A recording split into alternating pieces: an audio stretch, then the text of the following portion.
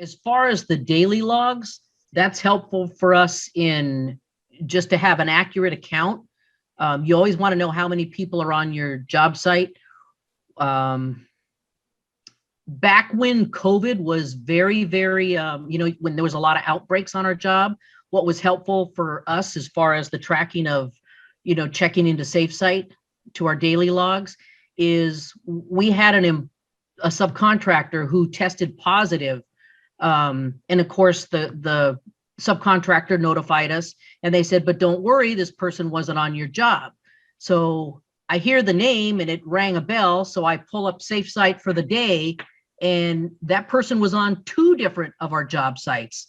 So then you look at, they answered all the questions. They knew they had COVID too, which was really bad.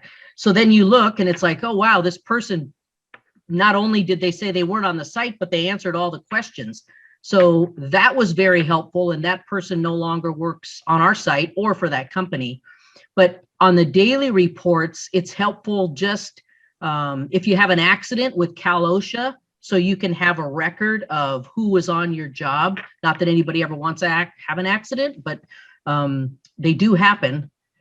And as far as what Tom is doing, I will say that SafeSite for us has been, I know we're a lot more proactive, I think, than other companies because we didn't want to just use SafeSite just to say we had something that was working.